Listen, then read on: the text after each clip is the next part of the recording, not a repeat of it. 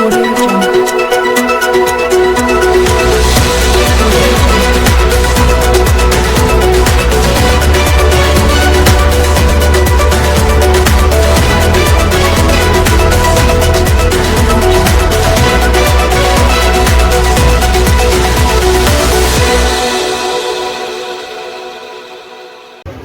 पिछले स्मृतियों को याद कराया। स्कूल का इतिहास से भी हम लोग रूबरू हुए। अब हमारे बीच में हम सबों के आदरणीय और बिहार ही नहीं पूरे भारत के चिकित्सा जग के सशक्त हस्ताक्षर हमारे बीच में सीनियर न्यूरोलॉजिस्ट और खास करके रूबन का जो अपना एक इतिहास बन चुका है, देश और विदेशों में जाना जाने लगा है, उसके संस्थापक हमारे बीच खास करके उन बच्चों को हमेशा से प्रोत्साहित और प्रेरणादायक बनते रहे हैं। आज यह सौभाग्य है कि मैं फ्लावर एकेडमी जो कंकरबाग डॉक्टर कॉलोनी H1 में यहाँ स्थापित है, उनके बच्चे, उनके गार्जियन और उनके शिक्षक, पूरे परिवार और हम सबों को एक मार्गदर्शन देने के लिए यहाँ उपस्थित हैं। मैं उनका स्वागत करते हुए आमंत्रित करता हूँ कि आप अपने अभिभाषण से हम सबों का मार्गदर्शन करें। डॉक्टर सत्यजीत सिंह जी। मैं इस स्कूल के संस्थापक प्रिंसिपल संजय जी, संत जी, अरुण जी, राकेश जी, मुकेश जी और हमारे सबसे क्लोज भाई अनीश को बहुत धन्यवाद देता हूं कि मुझे इस लायक समझे कि मैं आपके स्कूल में आऊं और बच्चों से बात करें। हमें बहुत खुशी हुई थी। हाल में हम पटना कॉलेज में गए थे, तो हम हमेशा कहते हैं कि जब हम बच्चों के यंग के बीच में जाते हैं तो उनका एज और अपना एज जोड़ के एवरेज बना लेते हैं और हम उसी एज के हो जाते हैं, हम यंग हो जाते हैं। इसलिए मुझे बहुत अच्छा लगा। मैं एक बात बच्चों से ज़्यादा उनके अभिभावक को कहना चाहते हैं कि मैं भी कभी छात्र था। मेरे पिता हमारे बारे में सोचते थे, फिर हमारे बच्चे हुए उसके बारे में हम सोचते थे। तो हम क्या छात्र थे या जो भी छोटा मोटा जो हम कामयाबी किए उसका क्या कारण है, और वो कारण हम चाहते हैं बच्चों में हो।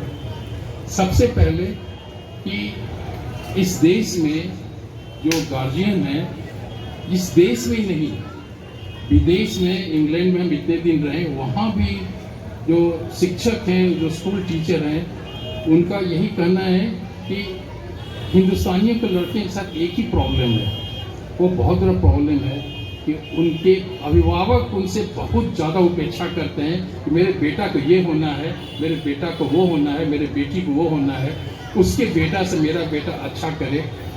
ये बच्चों में नहीं होना चाहिए।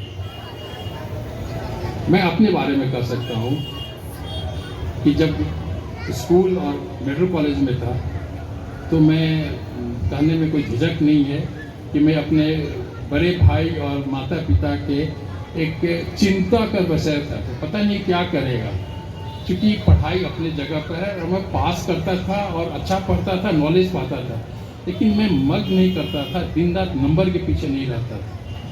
और वो बात मेरे बच्चों पे भी आया।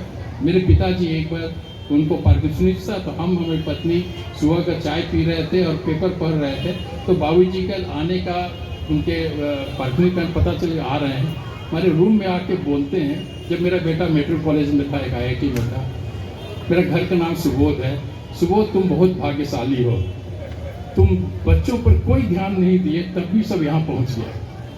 तो ध्यान देने का जो एक परंपरा है कि अपने बच्चों को मोटिवेट करें, मेरे बच्चों ये करो, उसका कितना नंबर तुमको आया, हमारे लोगों को कितने बच्चों के नंबर आया, कोई दबाव नहीं दे। सबसे बड़ा बात है कि आप पहचानें कि आपके बच्चे को किस चीज़ में इंटरेस्ट है, ये क्या उस ज़्यादा चाहता है।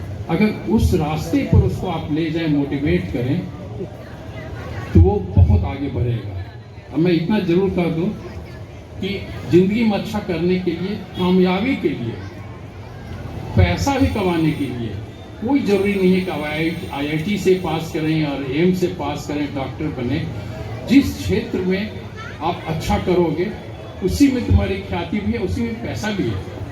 आप एक पेंटर हैं, आप एक्टर हैं, आप अच्छे क्रिकेटर हैं, कोई भी गेम है, कहीं उसमें आप अच्छा करो और वो तभी अच्छा करेगा, अपना पूरा दिल देगा जब उसके मन का चीज़ होगा तब करेगा। इससे एक जो गार्जियंस है, दूसरा ये जो ट्रेंड है गार्जियनों का, जो मुझे बहुत दुख है इस बात का कि हम उसको कहते हैं कोटा सिंड्रोम। बच्चे 9वां क्लास में 10वां क्लास में जाते हैं और उनको कोटा भेज दिया जाता है, उससे भी कम क्लास के लोगों को कोटा भेज दिया जाता है। वो 14 घंटा एक बंद कमरे में और उसको पढ़ाते वो उम्र उसका है पढ़ने के अलावे दोस्तों के साथ खेले, समाज में लोगों से इंटरेक्ट करे, उसका बचपना छीना जा रहा है। और बच्चे आते हैं हमारे यहाँ बीमारी लेकर के, उसका खास कारण है कि उनका स्वास्थ्य, पढ़ाई और अच्छा भोजन नहीं है, अच्छा इन्वायरमेंट नहीं है, और उनके ऊपर मानसिक पीड़ा हो रहा है। ये अभिभावक उसका बचपना छीन रहे हैं। बच्चों का बचपना नहीं छीनिए, उसके साथ उसके इंटरेस्ट को मोटिवेट कीजिए, जरूर मोटिवेट कीजिए। हम ये नहीं कि उसको कोई दिशा निर्देश न दें, लेकिन उसको मोटिवेट कीजिए, उसको प्रेशर नहीं दीजिए। और वो इस देश में भी और विदेश में भी इंडियन लोगों का है। दूसरा जो हम चाहते हैं, जो बच्चे थोड़ा बड़े हैं उनके बारे में, कि शिक्षा का माने क्या है। शिक्षा का माने सिर्फ ये नहीं कि IIT IIMs में और एम्स में एडमिशन हो। शिक्षा का माने है कि उसके मस्तिष्क का विकास हो, तो हर बात को एनालाइज कर सके, अपने ढंग से सोच सके। हम उस बच्चे का सराहना करते हैं जो अपने बाप और चचा के बीच में कोई बात है, तो उस बात में वो सोचे कि मेरे चचा ठीक है, मेरे पिताजी ठीक है, ये नहीं कि उसके पिताजी इसलिए वही ठीक है, वही बात करें, तो फिर पढ़ने कोई मानी नहीं हुआ। तो उसको सोचने की कैपेसिटी बढ़ना चाहिए। और उसके ऊपर से भी पर्सनालिटी डेवलपमेंट, शिक्षा होना चाहिए, एवरेज से ऊपर हो, एवरेज हो, लेकिन उसका अगर पर्सनालिटी अच्छा है तो वो आगे चल के बहुत अच्छा करेगा। बहुत से लड़के, बहुत से लड़कियां शुरू से इतना ज़्यादा प्रेशर में और जो भी स्कोर करते हैं, लेकिन वो कुंठित रहते हैं, उनकी दुनिया के बारे में कुछ पता नहीं रहता है, न खेल के बारे में, न साहित्य के बारे में, न संगीत के बारे में। और दोस्तों के बीच में वो एक बात करने का कोई शीर्षक नहीं रहता है। तो पर्सनालिटी डेवलपमेंट उतना ही जरूरी है जितना उसके पढ़ने का, उसके सिलेबस का है। तो बच्चों को, आप जैसा अनीश ने कहा कि बच्चों को साहित्य का, संगीत का, हर तरह से अच्छे समाज में ये होता है, खेलने का प्रोत्साहित कीजिए कि घर में बैठे नहीं रहे। खेलने से क्या दो चीज़ होता है, एक तो फिजिकल डेवलपमेंट होता है, दूसरा जब 11 दोस्त एक टीम का, 11 दूसरे 22 लोगों के साथ में इंटरेक्ट करने का मौका मिलता है, उसे पता चलता है कैसे एक दूसरे से इंटरेक्ट करें, उसकी पर्सनालिटी बढ़ती है। तो हम यही चाहते हैं। हम जानते हैं कि बहुत कॉम्पिटिटिव दुनिया है और कंपटीशन सब चाहता है, तो आप उसका, मुझे बहुत बुरा लगता है कि मेडिकल कॉलेज के लड़के मेडिकल कॉलेज में क्लास नहीं कर रहे हैं, डांस का जाके कोचिंग कर रहे हैं, जैसे कि MD MS कर जाए। बोलिए वो लड़के क्या होते हैं। मुझे दुख है कि मेडिकल ग्रेजुएट हमारे यहाँ आते हैं काम करने के लिए, और ग्रेजुएशन के बाद में लगातार 3 साल घर में बैठ के डांस का कोर्स करके आगे MD करने जाते हैं, MS करने के लिए तैयारी करते हैं। उसमें से कुछ परसेंटेज होता है, ज़्यादा का नहीं होता है।